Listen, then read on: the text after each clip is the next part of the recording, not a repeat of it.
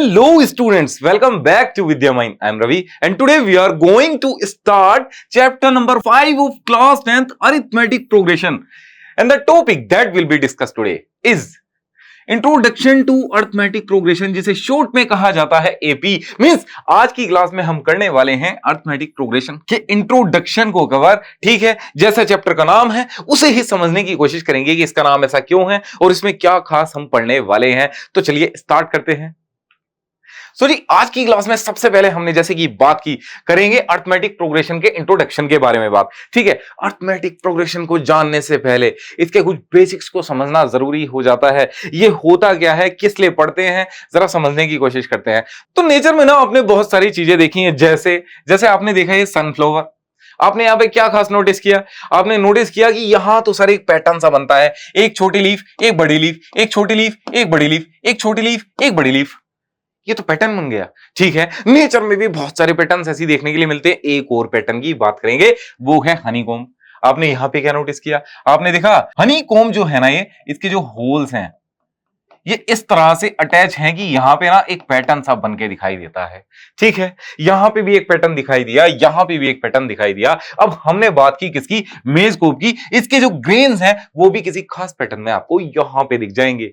ठीक है, तो नेचर में ना इस तरह के पैटर्न देखने के लिए हमें मिलते हैं। हमारी डे टू डे लाइफ में कैसे पैटर्न्स हमें देखने के लिए मिलेंगे, बात करनी है हमें उसकी। तो यहां पे देखो, यहां हम बात करेंगे इस रीना की। रीना ने ना इंटरव्यू दिया, रीना को सिलेक्ट कर लिया गया। रीना की पर मंथ सैलरी जो थी वो थी 8000 पर मंथ। ठीक है, अब 8000 पर मंथ, आपने कहा ये तो बहुत कम सैलरी है, पढ़ लो बच्चों वरना आपकी भी सैलरी ऐसे ही हो जाएगी। ठीक है, देन हमने देखने की कोशिश की, पर मंथ उसे 8000 मिले और ईयरली उसको 500 बढ़ाने के लिए भी बोला गया कि इस बार 8000, अगले साल 8500, उससे अगले साल 9000 आपको मिल जाएंगे। मिस ईयरली उसको 500 रुपए बढ़ के मिलेंगे।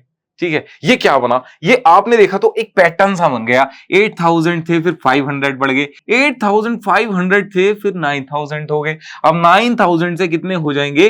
9500 हो जाएंगे। तो ये भी एक पैटर्न हमें देखने के लिए मिला। ठीक है, देन हमने देखने की कोशिश की यहां पे एक लैडर को। ठीक है जी, लैडर के जो ये रंग्स हैं, देखो यहां आपने एक सीढ़ी देखी, इसकी जो ये डंडियां होती है ना, पहली बात तो सीढ़ी को बोलते हैं लैडर, इसकी डंडियों को बोला जाता है रंग्स।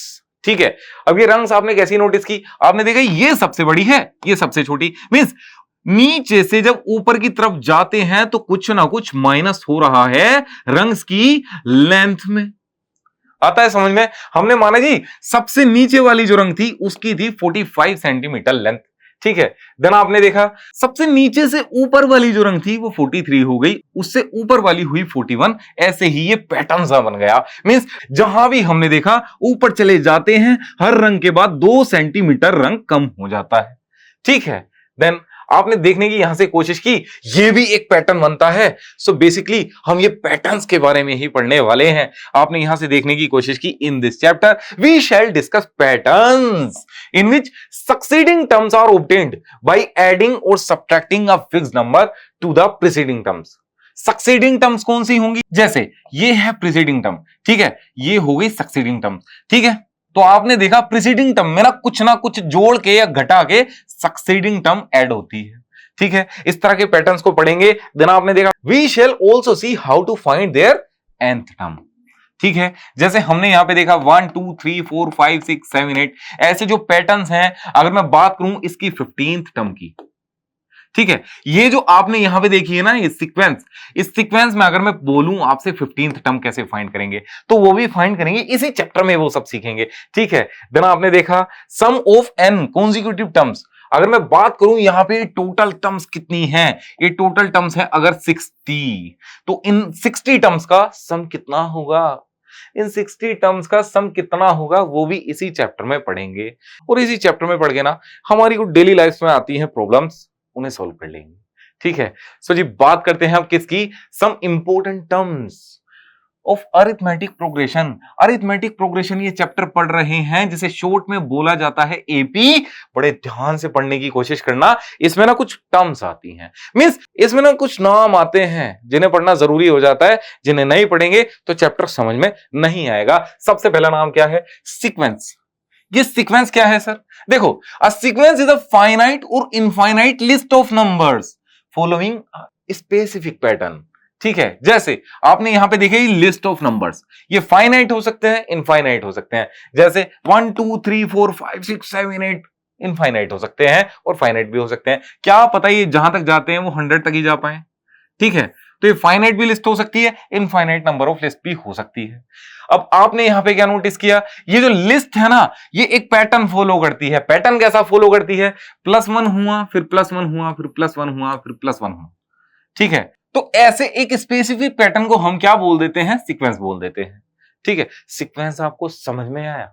चलो सीरीज पढ़ने की कोशिश करते हैं। तो सीरीज क्या हुआ जी? देखो सीरीज क्या है, इसी स्पेसिफिक पैटर्न में दो एलिमेंट्स के बीच में, तो आपने नंबर्स के बीच में अगर साइन यूज कर दिया, ठीक है, प्लस हुआ, माइनस हुआ, किसी भी तरह का कोई भी साइन यूज हो जाए, तो ये क्या बन जाएगी? ये सीरीज बन जाएगी। देखो, a series is the sum of the elements in the corresponding sequence. ठीक है, ये हो जाती है आपकी series. Example 1 + 2 + 3 + 4 + 5 is the sequence of natural numbers, each number in a sequence or a sequence is called a term. अब sequence में जितने भी नंबर्स होते हैं इनको टर्म बोला जाता है। जैसे मैं बात करूं आपसे कि यहां पे 5th टर्म कौन सी है, तो आप बोलेंगे 5।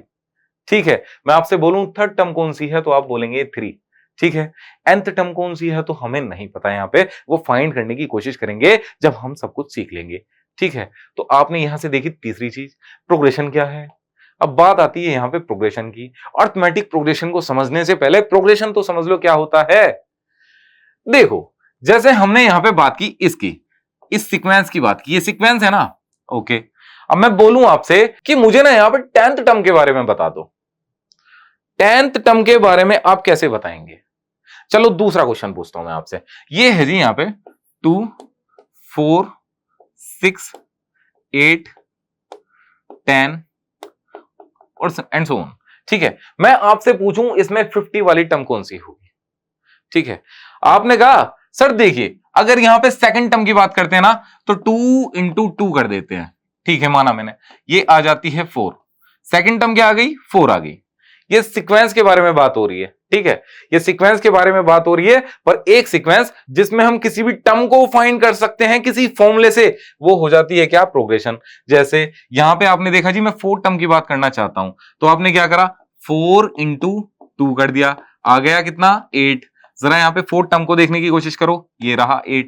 मैं आपसे बोलूं कि यहां पे ना मुझे 50th टर्म के बारे में बता दो, तो आप कैसे बताएंगे? आप बताएंगे सर देखिए 2 × 15 कर देंगे, सिंपल, ये आ जाएगा कितना? 100। तो यहां पे हमने किसी फॉर्मूले से एक जनरल टर्म को इसकी बता दिया। अगर हम किसी सीक्वेंस में किसी टर्म को बताने के लिए किसी फॉर्मूले का यूज कर पाए, तो वैसी ही सीक्वेंस को बोल देते हैं क्या? वैसी ही सीक्वेंस को बोल देते हैं प्रोग्रेशन। ठीक है, आसान है, बहुत ही ज्यादा आसान है, मुझे पता है ये आपको समझ में आ गया। ठीक है, अब आपने समझ लिया यहां से क्या? सीक्वेंस, यहां से समझी सीरीज, यहां से समझा प्रोग्रेशन। ये सीक्वेंस ही प्रोग्रेशन होती है, बट जब सीक्वेंस में किसी भी टर्म को फाइंड करने के लिए फॉर्मूला लगाया जा सके, ठीक है, तब ये सीक्वेंस होती है प्रोग्रेशन। ओके, इतनी भी बात आपको समझ में आ गई। जब आपने ये सारी चीजें समझ ली हैं तो समझने की कोशिश करो। अब मेन बात क्या है? मेन बात है अरिथमेटिक प्रोग्रेशन, एपी। तो ये कैसी होती है? तो आपने देखा arithmetic progression is a progression.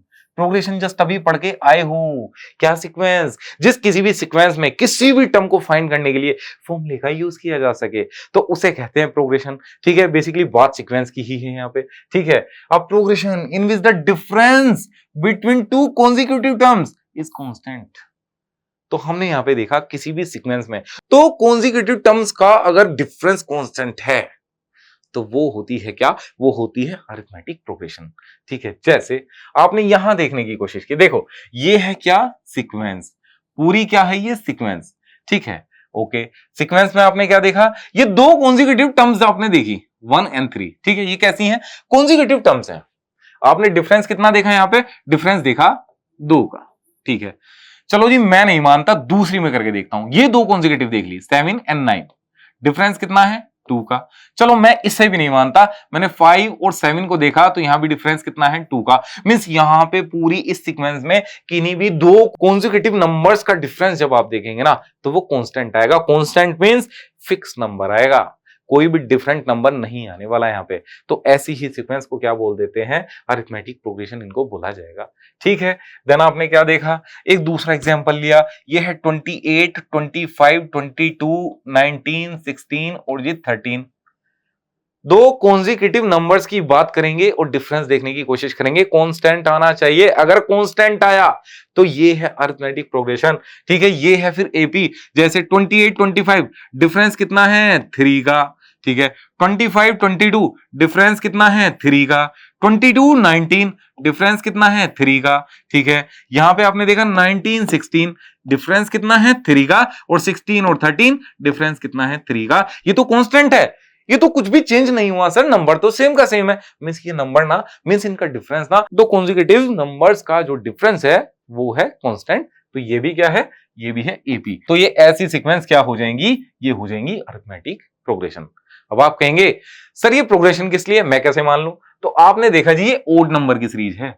Odd number की सीरीज के लिए अगर आपको फॉर्मूला पता है तो बहुत अच्छी बात है, नहीं भी पता तो हम ना इसमें फाइंड कर लेते हैं 2n -1 का फॉर्मूला लगा के।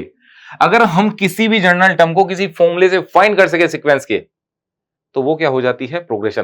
तो ये प्रोग्रेशन तो होगी। अब हमें बतानी है अरिथमेटिक प्रोग्रेशन। अरिथमेटिक प्रोग्रेशन कैसे है? अरिथमेटिक प्रोग्रेशन की क्या खास बात है, उनके दो कॉन्जिक्यूटिव नंबर्स में सेम डिफरेंस आता है। ठीक है, ओके।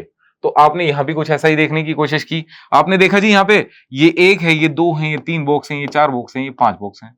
ठीक है, ये अरिथमेटिक प्रोग्रेशन को दिखाता है या नहीं दिखाता? आपने कहा यहां जो डिफरेंस है दो कॉन्जिक्यूटिव टर्म्स का, वो है कैसा, वो है कांस्टेंट। अगर ये कांस्टेंट है तो ये भी अरिथमेटिक प्रोग्रेशन का एक एग्जांपल है। ठीक है, देन आपने क्या देखा, आपने देखने की कोशिश की in arithmetic progression the first term is represented by the letter A. ये अरिथमेटिक प्रोग्रेशन आपने यहां पे देखी थी, तो इसकी जो फर्स्ट टर्म है ना, ये फर्स्ट टर्म, इसे हम ए से डिनोट करते हैं। ठीक है, इसे हम ए से डिनोट करते हैं। देन आपने क्या देखा, last term is represented by L. चलो मैं मानता हूं यहां पे डॉट नहीं है, ये ना, ये सीक्वेंस जो है 11 तक ही सीमित है। ठीक है, मींस यहीं तक है, तो ये लास्ट टर्म हो गई इसकी। अब इस लास्ट टर्म को हम डिनोट करेंगे किससे, एल से। ठीक है, the common difference between two terms is represented bye D. अब ये जो कांस्टेंट बार बार आ रहा था ना डिफरेंस, इसको हम किससे डिनोट करते हैं, इसको डी से डिनोट करते हैं। जैसे यहां पे डी की वैल्यू कितनी है, यहां पे डी की वैल्यू जो है वो 3 है। देन आपने देखा था number of terms is represented by the letter n. The number of terms is represented by the letter n. तो मैं बोलूं आपसे, अगर ये 11 तक ही है तो नंबर ऑफ टर्म्स कितनी होंगी इसमें, 1 2 3 4 5 6।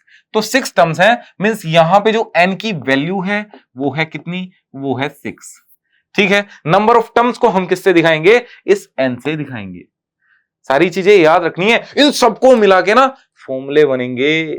तो आपने यहां से क्या देखने की कोशिश की, the general form of an arithmetic progression is a plus d a plus 2d। ये कैसे बनी, हमने कहा जी कॉमन डिफरेंस कितना होता है, 2 होता है। मींस इनके बीच दो कॉन्जिक्यूटिव नंबर्स के बीच में जो डिफरेंस होगा वो कांस्टेंट होगा। उस कांस्टेंट को हमने क्या माना, डी माना। ठीक है, तो यहां पे ए था, ओके। ये अगली वाली कितनी हो जाएगी, सिंपल सी बात है, इनके बीच में डिफरेंस क्या है, ये डी होना चाहिए, ए प्लस डी। ठीक है, अब यहां पे अगली कितनी हो जाएगी, ए प्लस 2d, फिर से डी, यहां पे फिर से डी ऐड हुआ, यहां पे फिर से डी ऐड हुआ। ठीक है जी, यहां भी डी, यहां भी डी, यहां भी डी, और यहां भी डी ऐड होता चला गया। तो इस तरह से हम इसको अरिथमेटिक प्रोग्रेशन को लिख सकते हैं। ठीक है, अब बात करेंगे किसकी, अब बात करेंगे जी different types of arithmetic progression means AP की। अब डिफरेंट टाइप्स ऑफ एपी की बात करने वाले हैं। एपी आपको बहुत अच्छे से समझ में आ गई। अब डिफरेंट टाइप्स ऑफ एपी भी तो होती होंगी। कैसी होती हैं, ये फाइनाइट एपी भी होती है, यहां ये इनफाइनाइट एपी भी होती है। फाइनाइट कैसी हुई, जिसमें नंबर ऑफ टर्म्स कैसी हैं, फाइनाइट, जिन्हें गिना जा सके। ठीक है, वो कैसी एपी, वो हो जाएगी कैसी, फाइनाइट एपी। जैसे यहां पे हमने देखने की कोशिश की, N AP with a finite number of terms and has a definite last term. ठीक है, जब लास्ट टर्म है तो टर्म्स मींस उसकी गिनी जा सकती हैं। ठीक है, it is generally represented as a1 a2 a3 an।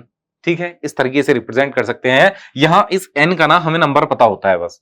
जैसे हमने देखा 1 2 3 और ये जी n तक आ गया, represents the position of the term. ठीक है, then the set of food numbers less than 9। ये किसका एग्जांपल हुआ? ये फाइनाइट एपी का एग्जांपल हुआ। कैसे? यहां पे लास्ट टर्म भी आपने देख ली, ये है लास्ट टर्म को आप बता सकते हैं। यहां n की वैल्यू भी आप बता सकते हैं। n इक्वल्स टू कितना है यहां पे? n इक्वल्स टू यहां पे 4 है, क्योंकि नंबर ऑफ टर्म्स कैसी है? फाइनाइट है, हम इन्हें गिन सकते हैं। ठीक है, देन आपने इनफाइनाइट एपी में क्या देखा? An AP with an infinite number of terms and has no last term. इसके लास्ट टर्म के बारे में नहीं पता चलेगा आपको, इसमें इनफाइनाइट टर्म्स होंगी। कहां तक जाओगे, कहां तक काउंट कर लोगे? तो आपने इसका एग्जांपल क्या देखा? The set of food numbers, but यहां पे लेस देन कुछ नहीं है, यहां पे ये चलते ही चला जाएगा। ठीक है, 1 3 5 7 9 dot dot dot and so on. Simple था। चलो जी, आज की क्लास में हमने बेसिकली किया क्या? आज की क्लास में आपने सीखने की कोशिश की। सबसे पहले क्या? सीक्वेंस को समझने की कोशिश की। Sequence is a finite or infinite list of numbers following a specific pattern. जैसे ये लिस्ट ऑफ नंबर हैं, ये एक स्पेसिफिक पैटर्न शो करती हैं। तो आपने देखा जी, ये हो गई सीक्वेंस। ठीक है, अब आपने देखा क्या? सीरीज क्या है? A series is the sum of the elements in the corresponding sequence. Means किसी भी सीक्वेंस में एलिमेंट्स का सम जब होने लग जाए तो वो हो जाती है क्या? सीरीज। ठीक है, यहां से बेसिकली हमने सीखा क्या? Each number in a sequence or a sequence is called a term. Sequence के ईच नंबर को हम टर्म कह के बुला सकते हैं। ठीक है, ओके। अब प्रोग्रेशन, तो सबसे जरूरी बात थी ये प्रोग्रेशन। प्रोग्रेशन क्या है? प्रोग्रेशन एक सीक्वेंस ही है, बट कैसी? एक ऐसी सीक्वेंस जिसकी किसी भी टर्म को किसी फॉर्मूले से फाइंड किया जा सके। ऐसी सीक्वेंस को क्या बोलेंगे? ऐसी सीक्वेंस को बोलेंगे क्या? प्रोग्रेशन। चलो एक और बात पूछता हूं मैं आपसे। ये हुआ 2 3 5 7 11 13। ठीक है, एंड सो ऑन। ये आप कहेंगे सर ये तो प्राइम नंबर की सीक्वेंस है, एक पैटर्न तो फॉलो होता है प्राइम नंबर्स का। ठीक है, मैं आपसे पूछूं इसकी 15th टर्म बता दो। आप कहेंगे सर कोई फॉर्मूला नहीं बनता, कोई फॉर्मूला नहीं बनता, तो ये सीक्वेंस प्रोग्रेशन नहीं है। ठीक है, इतनी बात आपको समझ में आ गई। सो आज की क्लास में इतना ही रखते हैं, बाकी करेंगे नेक्स्ट क्लास में। Keep watching Vidya mind. Thank you.